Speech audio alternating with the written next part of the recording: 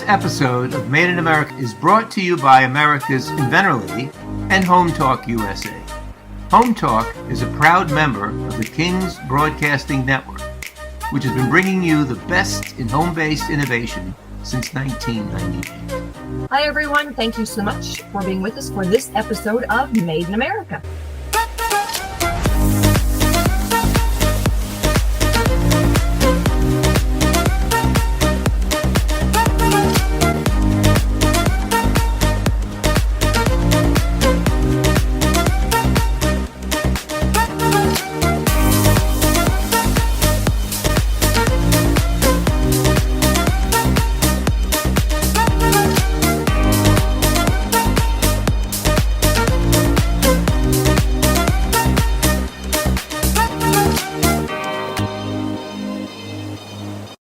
This segment is brought to you by the law offices of R.P. Baraska. RPB law offices have been bringing corporate-level legal expertise to the independent inventor community for more than 20 years. For all your inventing legal needs, trust rpblawoffices.com. This is the Chairman's Countdown with your host, Zach Mottl, Chairman of the Coalition for a Prosperous America. Count down with us as we explore trade, tariffs, and industrial strategy with the leaders driving America's prosperity and security. Hello, and welcome to Home Talk USA. This is the Chairman's Countdown on the Made in America Radio Network.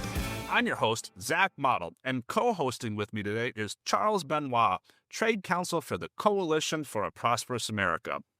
This week, we're talking about Chinese investment inside the United States and how it's fundamentally changing. You know, for years, Washington assumed that if a company wasn't majorly owned by China, there wasn't a serious national security issue. But, you know, that assumption no longer holds true, and I'm not sure if it ever was correct to begin with. China's adapted, and instead of buying U.S. companies outright, it's now embedding itself inside U.S. factories as a partial owner, inside supply chains, and even in U.S. taxpayer-funded programs, sucking up subsidies and all kinds of opportunities that are supposed to go to American producers. And when this happens, it's happening without triggering any review at all from the U.S. government or any authorities. Our guest today is CPA's Chief Economist Andrew Reichenberg.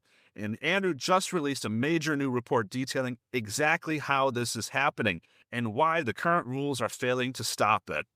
Charles, what do you see? Why is this important? Yeah, so this is a whole new frontier, and it is super important. Historically, as a country, our default position is that we're just wide open to foreign investment. Uniquely, like other countries don't know, Canada doesn't let you do this, but uniquely, we just let anybody with a credit card number, a foreign credit card number for that matter, set up an LLC.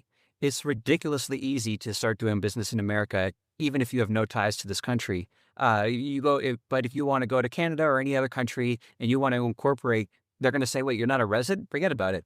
Frankly, my own perspective is that there's a lot of merit to that, and we should probably look to that. But of course, we don't have like national corporations. People set up corporations at the state level, so it's a daunting problem where we've got 50 states that will let you, if you've got a credit card, you've got a U.S. company, a quote unquote U.S. person. So this is a daunting area, and there's no question on a whole host of fronts, not just even industrial policy, but broadcast concerns, propaganda concerns. Our adversaries are taking advantage of the fact that we are totally open to foreign investment. Chuck, it sure seems like our investment and our subsidy rules are actually enforcing these foreign owners rather than, stopping it, right? We're actually encouraging it because it's so wide open. I know, like you said, if I went to Mexico, I have to have a Mexican partner to start a business. Any other country in the world, I have to have a domestic partner. I have to be a minority shareholder. There's all kinds of rules. But the U.S., we're wide open, and I'm not sure if that's the right way to be. Andrew, thank you for joining us here today. Andrew, give me the big picture. When people hear Chinese investment, they often picture takeovers, these greenfield investments where we're starting a factory from scratch. What does your report show? What's actually happening on the ground today? Yeah, I think it's really important to zoom out here and see the big picture of where we are. Since around at least since 2018, we've been recognizing that it's very dangerous to be reliant on China, especially for a lot of these critical industries. And this has come out in Section 301 reports regarding Chinese goods coming to the U.S. in the Trump administration, reconfirmed by the Biden administration, all the way until the present day. So we recognize this as a problem. But the real issue is that we have a huge weak spot with this investment. We have tariffs on goods coming directly from China, but it's very, very relaxed rules for Chinese companies coming up and setting up shop right in our backyard. And right now, the U.S. policy rules assume that in order to determine, even when they want to block this Chinese investment, is the actual ownership is the controlling mechanism for these companies. But this just simply is not the case anymore. Chinese companies are really working the legal system and separating their legal ownership while still maintaining operational control and maintaining control of our very supply lines, the very supply lines that we are trying to get off of for Chinese control. But often the case today, we're actually funding these Chinese investments in our very own country. And so the real takeaway here is that we need to have better ownership tests.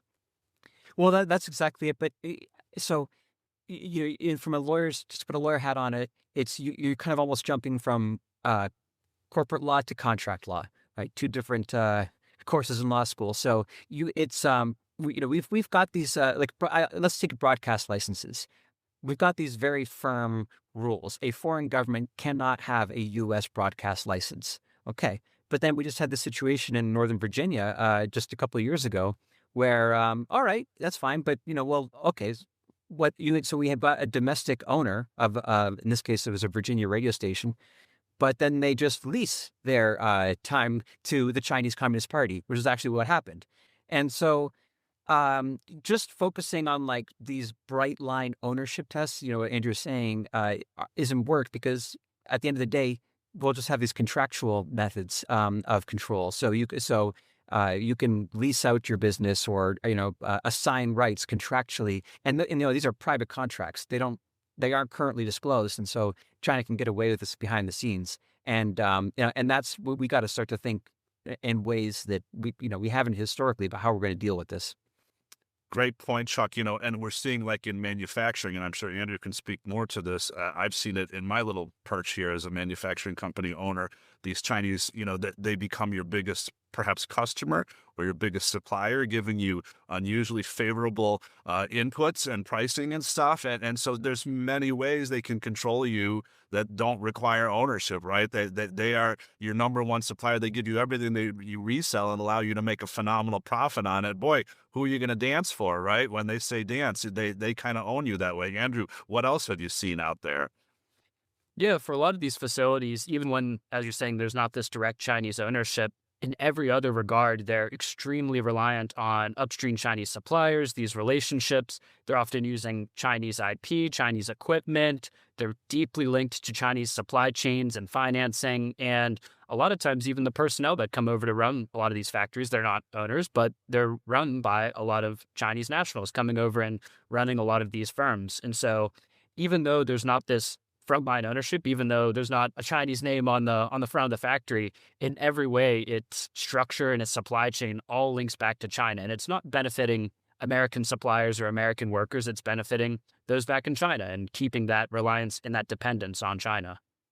Yeah, in Illinois, we've had outrage recently. There's this battery company, Chinese battery company, Goshen, that received, $500 million of taxpayer money from the state of Illinois that went to subsidize them. They were supposed to be employing all these Americans opening this factory. And you know what? What I've heard and what the reports are in the local news are that they brought over foreign employees to run the factory. There's about 30 workers there. $500 million for 30 foreign workers isn't the deal that the taxpayers signed up for. And you also wonder what's really going on in these places. It's a national security issue. And again, they're sucking up subsidies and dollars that should be going to domestic innovation and making and developing our own battery supply chain here. So, but why is it so hard? We see it here, right? It's obvious. But why is it so hard for policymakers to see these investments? Why did they look safe? Why did the governor of Illinois think it was a great idea to give all this taxpayer money to a Chinese company and say it's a great deal for us?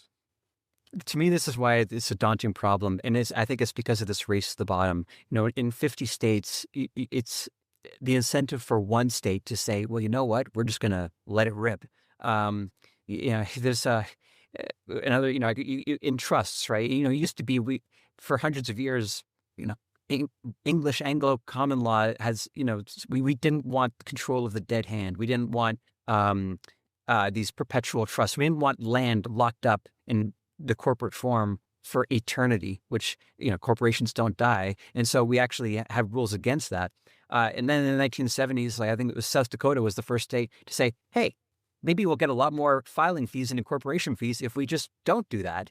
And then, okay, there we go. Something that lasted hundreds of years in, Anglo-American property laws, like now you can have a trust to hold property indefinitely. So this is I think why, you can have like the Virginia governor did reject that Ford cattle investment, right? And then okay, well, they go on to the next, and this is a problem we're going to have to tackle as a country. And what about, Andrew, what do you think about this? Is it fair to say they're doing this, intentionally? Is this on purpose? Yeah, absolutely. The Chinese companies are very much doing this on purpose. When they see one door closed with tariffs on Chinese goods coming directly or these ownership thresholds, they just go to the next door and try to open that one. And then the U.S., it's very important to note that the U.S. is the biggest market in the world. The Chinese companies desperately want and need the U.S. market to maintain their profitability and their market control. And so they're looking for any backdoor possible to get into the country and get into our market. And unfortunately, a lot of the politicians fall for this. They think that, there's a big new factory opening up in my state or my district, then that's all good. But they don't recognize the Chinese control and that this is not actually benefiting everyday citizens. Yeah, it's the Trojan Horse inside the castle walls, right? And, we did a great job. Kudos to President Trump with these tariffs and stuff. We are starting to reclaim our productive capacity here in America, our marketplace for American producers. But when we allow this kind of stuff to happen, we not only have national security issues, we have them gaming the system and taking advantage that they're doing the same market manipulation that they were doing, the same subsidizing that they were doing from outside the walls, from inside the walls by shipping the product and controlling the supply chain. So it's incredible. When we come back, we're going to talk about the Committee on Foreign Investment in the United States and what they're missing. More from Andrew when we return. We'll be right back. This segment is brought to you by SearchQuest Patent Search. SearchQuest provides for a comprehensive patent search that searches the entire world and not just the U.S. Patent Office. Make sure that before you spend those big bucks having a patent written, you've done your due diligence by getting a comprehensive patent search. Use SearchQuestPatents.com for all your patent search needs. They scour the world for you.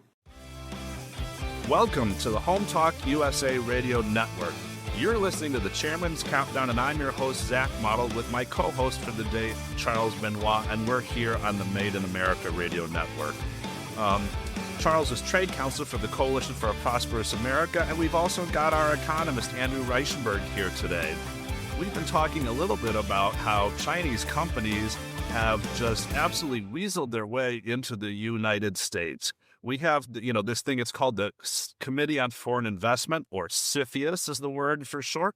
It's supposed to look into these things. And so let's talk about CFIUS specifically, Andrew.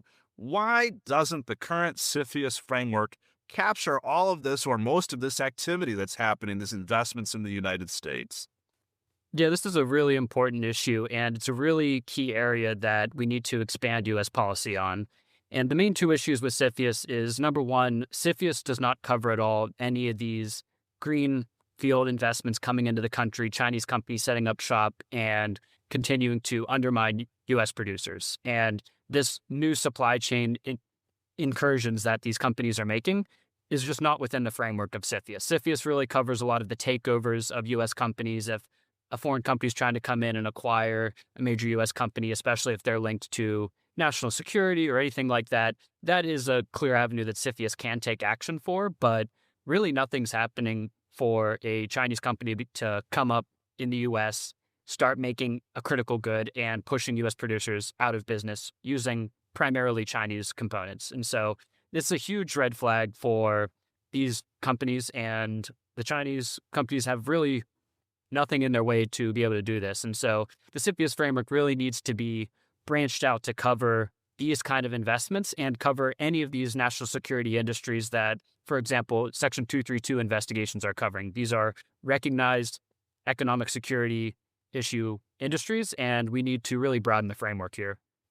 Yeah, I mean, Andrew, it's like you used the word branched out, and I mean, it's at a minimum. I mean, could you go even further than that? A full rethink that CFIUS isn't just for the taking the approach where we do for mergers, where we say, okay, well, if one dominant company is going to buy another, and it's too much market control, because really, we're talking about, especially in these new sectors like solar, where China's just so dominant. And they're not going to, there's no one for them to acquire. They're just going to make a greenfield investment. I mean, this is like a whole new rethink of how we accept foreign investment. Would you agree? Absolutely. Yeah, I think this does really need a big rethink. And I think that a great indicator is we've really gotten to the point where when you look at a lot of these critical industries, batteries, solar industry, we're not only letting these Chinese companies come in and undermine U.S. producers, but we're actually giving them taxpayer money to do so, even though they have really explicit links to Chinese suppliers, Chinese control. But if they don't meet this ownership threshold, this arbitrary measure that they're willingly and knowingly manipulating, then we're actually giving them money to do this. And so this is just really a symptom of how broken the current system is and how much we really need to rethink everything. It's egregious. American producers are already competing against subsidized production from China. We've been doing it for 30 plus years. We've had to deal with that. And now they're coming in here and getting more subsidies from our own government. It's like, why don't we just write a check to the PRC and send it on over to them? It's ridiculous. It is absolutely insane to me. And, I'm also a guy that's all for freedom and liberty and, that kind of stuff. And I know a lot of people might bristle at the idea of more oversight and more control from government. But in these areas, we are missing the boat here. We've got to get this right. Other countries do it much better than we do. Andrew, in the report, you also talk about how we're seeing investment being routed through third countries, right? To even further disguise that. What's going on there? Is that common or what's happening with that? It's very common, and it's a really easy way for them to obscure this ownership threshold and obscure the real Chinese control. And they're going through a lot of different countries to do this. They're going through Vietnam, they're going through Mexico. There's a lot of documented cases for even very obvious front companies like Cayman Islands ownership, like as stereotypical as you can really get here.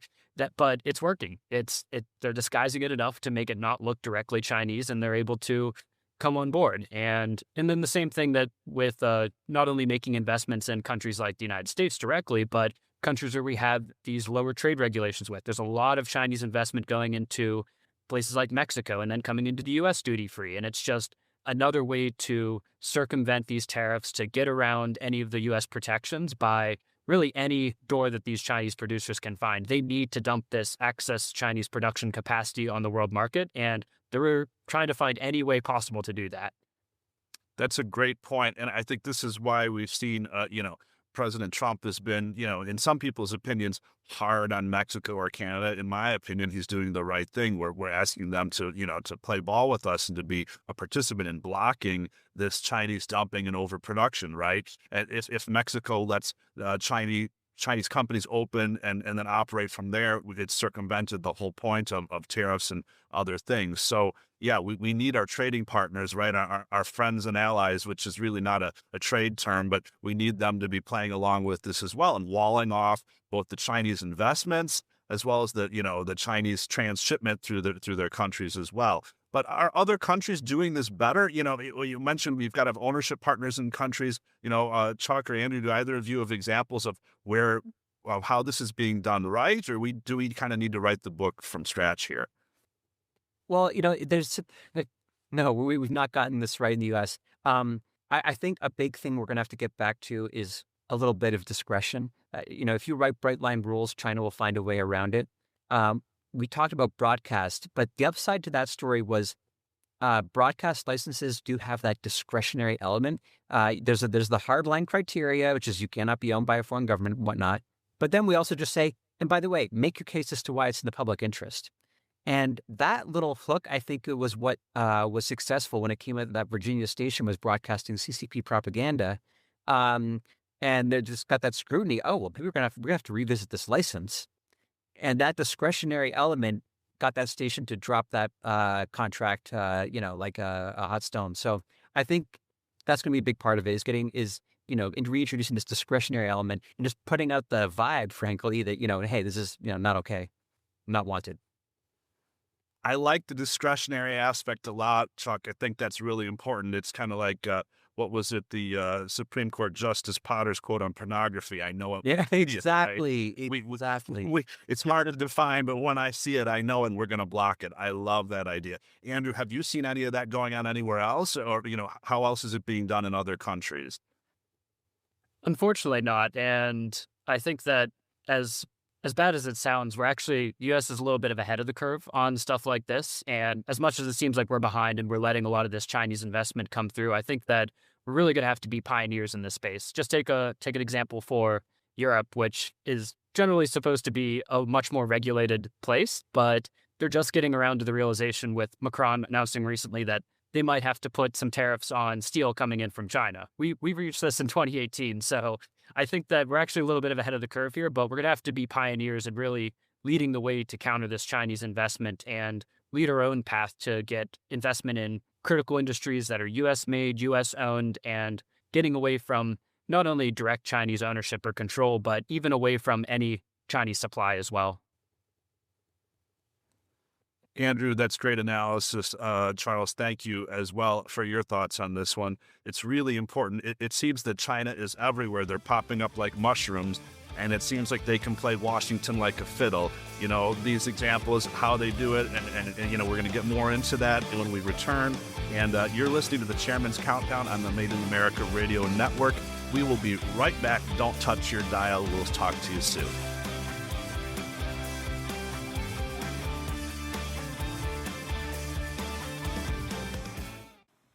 If you're an inventor or an inventor out there who would just like to be able to have a conversation with other inventors, join the Inventors Roundtable.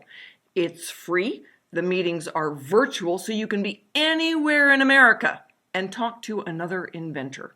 And for a lot of folks out there, understanding the process, being able to ask questions, getting good service provider information is critical to the inventing process. So, got questions? Want to join? It's free. inventorsroundtable.org. Hello, welcome to the Home Talk USA Radio Network. You're listening to the Chairman's Countdown, and I'm your host, Zach Mottl. My co-host for the day, Charles Benoit, Trade Counsel at the Coalition for Prosperous America, is here, as well as our economist, Andrew Reichenberg. And, we've been talking earlier about some of these Chinese investments in America, how they're possibly, not circumventing rules, but how we need better rules to get at some of this national security issue.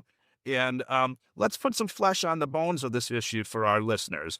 Where are we seeing these Chinese companies take advantage of the system and even U.S. tax benefits? I mentioned the example in Illinois of Goshen, and they were doing the same thing in Michigan. Michigan chose to block them eventually after a lot of citizens' lawsuits. Illinois chose to give them $500 million taxpayer dollars, despite the fact that there are ongoing lawsuits. But what other examples are there?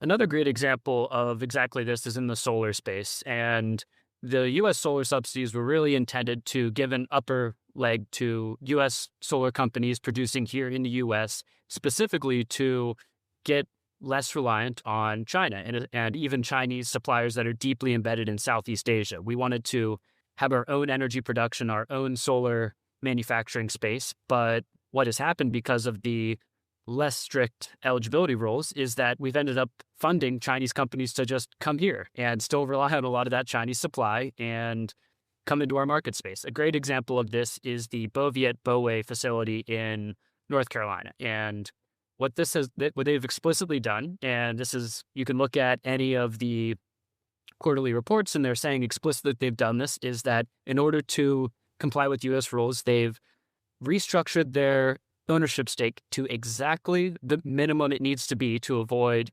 FEOC, Foreign Entity of Concern classification, and still have maintained a lot and direct supply chain channels directly from China. So they're explicitly saying they're just bending the rules just enough to get U.S. taxpayer money to open these facilities, while reporting is still showing that they're operating at lower efficiency than the Chinese and Vietnamese plants that are Chinese-owned and controlled, meaning that they're actually not using the U.S. for production. They're using it as a way to get into the U.S. market and get these taxpayer funds while really operating at efficiency and scale in China and Vietnam and directly relying on overseas technical teams and stabilizing output. And this is a blatant example of how we're just giving this taxpayer money while it's actually benefiting Chinese firms and not helping U.S. manufacturing and output.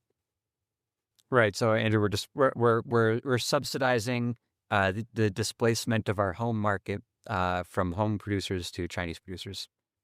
Exactly. And all in the guise of trying to stabilize our own domestic supply in the first place. So it's very counterintuitive, and we're funding our own demise, and it has to stop.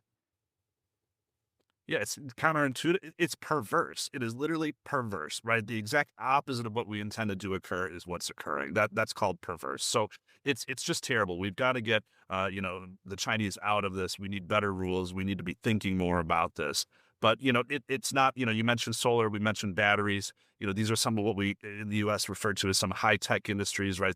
We sometimes call them the industries of the future. And it's like, boy, if we're not even capturing those in our market, where are we going to be? But you also spent some time on some legacy industries, which I think are still I know they're very important. They're critical to security. They create great jobs for Americans, good paying jobs. You spent time looking at like metals, copper and aluminum in particular. What's going on with the Chinese strategy on the metals? Yeah, so for metals, it's a little bit of a different story. And the main reason for that is just that these are not sectors that are actually receiving direct U.S. taxpayer funds. They're not eligible for the IRA tax credits like solar or batteries are. And so there's not that element of it. But what the Chinese companies are specifically doing here is this is really getting around a lot of the Section 232 and tariff protections that the U.S. has put in place. We've specifically put in tariff protections for copper products, steel products, aluminum, and we want to have these industries controlled and made here at home. And because these are critical for defense sector, for construction, for it's basic infrastructure for the U.S. But what the Chinese companies have done is they've acquired plants in the U.S. They've been building their capacity here, and this is a way that they can be controlling our own market from the inside and not actually having to contend with these different trade rules we're trying to put in place just to have our own capacity. And so it's another way that they're circumventing our own rules. Right. It's, Andrew, I mean, in the copper context in particular, right, that was one of the big issues was that, copper scrap is really valuable to a lot of our domestic fabricators. And yet one of our biggest exports is copper scrap to China. And so they had to try to make rules around that. But that gets to the point about we need to care about who's holding all this inventory, right? If all of a sudden, international tensions pick up or something, and then all of a sudden we find a ton of very valuable material is being put on, vessels and leaving our waters. I mean, that's obviously bad news. And now we're having to figure out new rules in copper to restrain that. Exactly. And yeah, well, let's talk one more thing on that. Besides this, go ahead, Andrew. No, I was just going to say that, and this is exactly the thing that we're seeing. And anything that is being set up in the U.S. or even a lot of facilities that are being set up in Mexico to get around these rules, it's still retaining Chinese technology, Chinese managerial oversight, and a lot of Chinese feedstock ties. So these are not benefiting U.S. supply chains, even when they're setting up shop here in the U.S.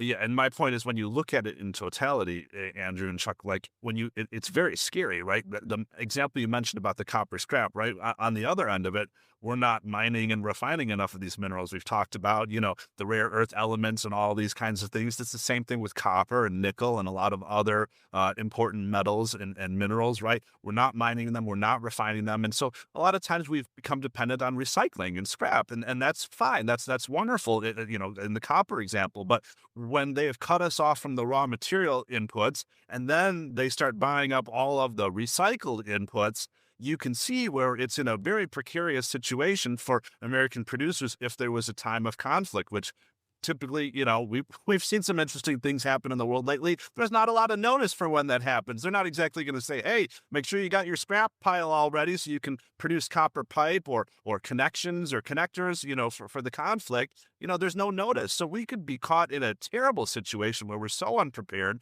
We're literally standing there naked. It's terrible. It's absolutely unacceptable for a country like America to be living like this. And, we've seen it also, these Section 232 tariffs that Andrew just mentioned, that they're being subverted through either transshipment or other ways of embedding themselves in the supply chain. Are there better ways to do these tariffs? Charles, you're an expert on this. And I know at the Coalition for Prosperous America, we put out a lot of proposals, and we're big fans of the section of the tariffs and stuff. But we need to get to global tariffs, don't we? The 232s are global. What about the other tariffs that are out there? Because we got to capture all of this in totality. Yeah, we need to break free of the globalist framing. Historically, I'm talking 1789, the very first Tariff Act, up to the last Tariff Act, 1930. They weren't outward looking. We weren't all these different rates for all these different countries. There'd be a little bit of that. Like sometimes it's, you got to do it, especially with adversary nations. But, the first and foremost is self-reliance. We want to grow and make the things we need here at home. And so if you do it, when they did that, they said one rate for the whole world. France and Canada didn't have different rates. And it was the globalist framing where we started to get into tariffs by country as opposed to tariffs by product. And that's where we have to break free. So, I'm very encouraged by, how we're starting 2026 so far with the administration. I hope we get a lot more of this. We've got all these Section 232 investigations that were launched last year that they haven't acted on yet. And I'm hoping we see a lot more of goals. Last year, we only smelted 670,000 tons of aluminum. That was the lowest since 1942. We're down to 4 smelters run by 2 companies. Let's just have a clear goal. Instead of being let's cut a deal with this country and that country and all supplies. So how about a goal to say, in 1980, we were at millions of tons of aluminum were smelted here. Let's have a goal to get back to 1 million by 2028. Let's try to do that. Let's get a few more smelters going on and use Section 232 to advance those goals. And if we have that framing, I think we're a lot less likely to get sidetracked into, deal making. I love that, Chuck. That's the way to think about it. Because if you don't have a plan, right, you have a plan to fail. And so let's start with the goal that aluminum is important, or copper, or whatever it is. Batteries, they're important. We're going to have X number of them made here in this country. And what type of a tariff regime do we need to have that? And we can't do that if we, again, cut a deal with France at the expense of Great Britain or Canada. But, again, it's really at the expense of American production. We need to hold firm for American production. Otherwise, we're never going to get to these goals of having the production back here. So, I know a lot of people are interested in these topics, these things that we're talking about, our listeners out here today. So thank you for your interest. If you want to learn more, please visit prosperousamerica.org and check out the work that we're doing on China. Check out our trade work. Check out our economics work. The Coalition for a Prosperous America, we're the America First Battle Axe. We are at the forefront. We are the tip of the spear here, putting out the original research, the original information on these topics about how to restore American prosperity and American production. We've got to take a quick break here, and we will be back and wrap it up with Andrew and Charles shortly.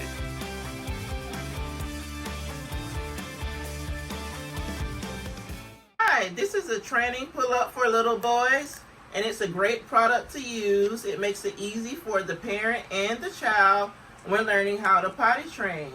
The coolest part about the product is that you don't have to take the child's pants all the way down every time that they need to use the restroom.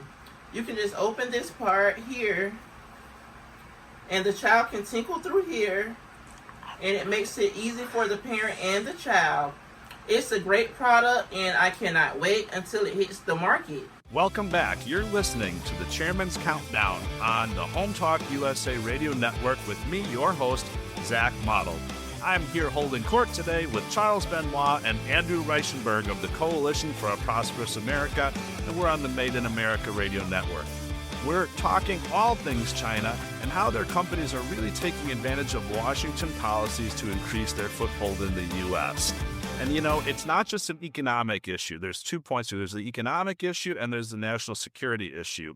Andrew, some people say if the Chinese-owned factory is in the U.S. and Americans are working there, what's the problem? And I would say not just some people, but in fact, today President Trump is saying this. He's saying, let the Chinese cars come in. So generally, I love when President Trump talks, but this one has me a little concerned. How do you respond to that stuff? Yeah, there's two big economic issues with this sort of framing, and they're really directly related to Chinese investment in particular. And I think it's a really great thing if an allied country, a friendly country wants to come in, set up shop in America, be making things and hiring real American workers for good wages. I think that's fantastic. But that's really not the trend we see with Chinese investment that comes into the U.S. Take solar, for example. We've had a lot of Chinese companies come in for supposed solar production here in the U.S., but they're actually not producing anything. It's just final assembly of solar cells and other materials into the final solar panel you see. They're really doing low value added work. When you take, for example, Korean companies like Q-Cells setting up shop in Georgia, they're actually making solar cells here in the U.S. They're actually investing in really high value added manufacturing. And we see that also with Toyota or Honda that have invested a lot in the U.S. This can be a good thing, but that's typically just not the trend we see with China. And then the other element of it as well is, especially when you have these low value added industries coming into the U.S., is how much is that actually going to benefit local workers? How many well-paying jobs is that going to have? And what we've seen with a lot of these facilities as well is that they bring in a lot of foreign, often very heavy Chinese national workers to run these places, whether it's even management or day-to-day workers, and that's not benefiting local workers at all. Yeah, Andrew, I think that's such an important point about the presumptions about more competition. China's proven, like, look, if you look at minerals, it's just as clear. You can chart it out, and it's as clear as day with the dumping, right? So they will sell below cost, and they could do that for years on end until they put out competition, destroy output and supply lines from their competitors. And then the moment they've got that chokehold, prices go way up. And so they are vicious in that sense. I guess where the presumption, based on President Trump's comments, is like, well, if they do that here, if they're making it here, then that won't happen. I mean, that's different because it's not, we're not talking about being a dumped product from overseas. But why are we so confident? I mean, we don't actually have any kind of effective capital controls. Money can fly around the world in an instant. So, just even if we have all this Chinese investment, whether it was Chinese steel mills in America or Chinese automotive plants, why are we so confident that, we would just get the benefits of long-term market competition? Why wouldn't it be the same as in the international context where, that Chinese steel mill domestically can just, sell below cost for as long as they need until they put up the domestic competition, until they've wiped out rivals, and they can be subsidized from dollars floating in from overseas in other contexts, right? It's so easy. Oh, here's a generous marketing contract, whatever. I don't know why we think that we won't have these same issues if they invest domestically. Yeah, it's a real issue, and that they're crowding out investment in American companies that don't have these things going on, the subsidy going on behind the scenes. They're taking investment and they're taking marketplace. I've seen it in the automotive supply chain where there's Chinese companies that are supposedly making things here, and again, they're being definitely subsidized. They make brake parts or whatever, and you can see the piece. Either they're giving them the pieces, or like you said, they give them a marketing contract or some other way to subsidize it so the profit shows up here in the U.S. And the scarier thing is now those dollars, those profits, those billions of dollars they're making, they're in a big pile in the U.S. It's a war chest to be used against us from within the castle walls. It's absolutely unbelievable. But Andrew, I know in your report you get a little bit into the political risk, how local communities become dependent on these facilities. And, I've seen that a little bit. Like I keep mentioning this example in Illinois and Goshen, where Governor Pritzker gave them $500 million, to create 30 jobs. It's like there's companies that have been here a long, long time that sure could have used support or help to expand and stuff. And we don't have money for them. We just raise their taxes to give it to the Chinese. So it seems like local leaders, they might be less likely to sign on to policies critical about China when these companies have gotten them kind of bought into this terrible perverted system. What do you see, Andrew? Yeah, I think there's a huge risk for these sort of facilities and these investments from China popping up and getting really undue political influence. It's really not warranted, the actual amount that this is benefiting local economies, but on paper, it looks great. And that's why I think a lot of politicians who they want to do good for their state and might not even have bad motives, but they kind of get fooled by these investments. They see a big Chinese investment coming in and they see the GDP for a certain area going way up because there's this huge investment coming in. It's supposedly going to have a lot of jobs. But when you look on the ground, I think that these sort of measures for top line GDP or growth or stuff like that really don't reflect how the actual local area is doing. Are these facilities actually going to be raising wages in the area? Are these facilities actually going to be helping out local citizens, local workers? Is this actually going to benefit local schools with taxes? Or is this actually a tax hole that we're investing all this state money into and we're not going to see these returns? And so I think those are the questions we actually have to look into and answer. Yeah, the track record that I've seen is that it doesn't add up typically. I've seen it with Chinese trains selling to the CTA in Chicago. I've seen these batteries. We put a lot of money into these things and we don't get the return. We don't get the pop. We don't get the jobs and the wages. We don't get long-term growth. But why is this different? We have this thing it's called countries of concern, right? So Korea or Germany or Japan, they invest here. And there's a whole economic argument about them using, subsidized dollars to invest and compete against us. But it's different than something like, say North Korea or Iran or again, China. These are countries of concern coming and investing here or, making cars here, these BYD cars, right? That's different than a company, that shares our same values and things coming and investing here. And that's why I'm so concerned. When I heard President Trump talk about let the Chinese cars come, I know there have been rules about tech-connected cars, and we're going to say it doesn't have a modem, it can't communicate back. But look, these cars, there's so much in them. There's microphones, there's cameras. They're going to say there's not a modem. Look, Volvo said their cars passed the emission standards. Till years later, we found out they didn't. So, Volkswagen. Yeah. Yeah. Oh, sorry. Volkswagen. Sorry. Yeah. So are we going to trust or not? Are we going to operate like that? Do you think that's a good way to operate, Charles? No. Yeah. No. We've got to just take a step back.